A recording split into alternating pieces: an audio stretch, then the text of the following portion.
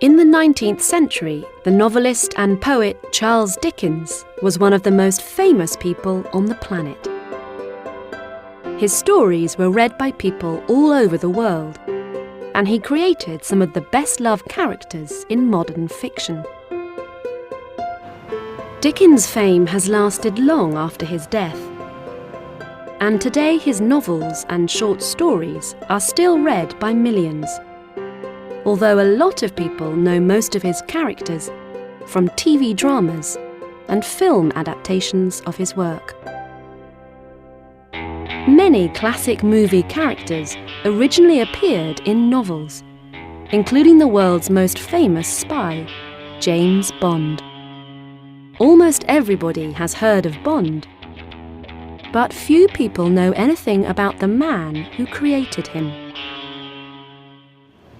Ian Fleming was born in London in 1908.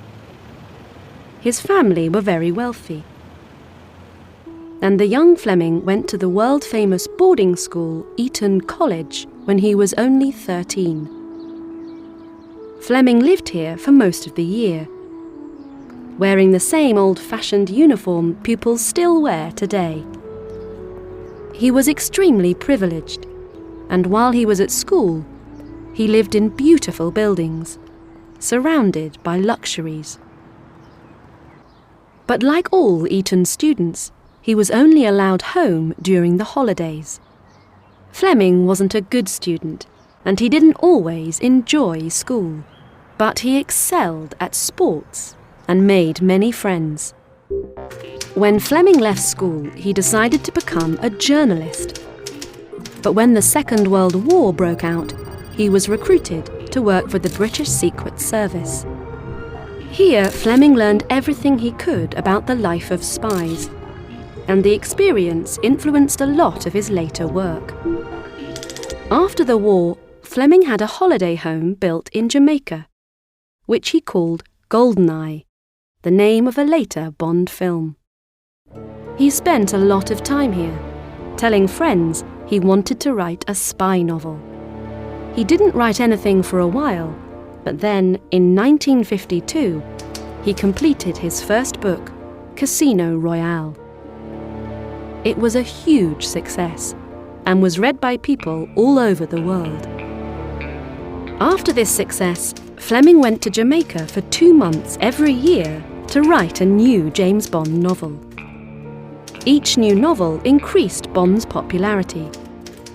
And during this time, Fleming enjoyed huge success as a writer. James Bond quickly became an icon. In 1962, the first Bond film, Dr. No, was released, with the actor Sean Connery playing the lead role.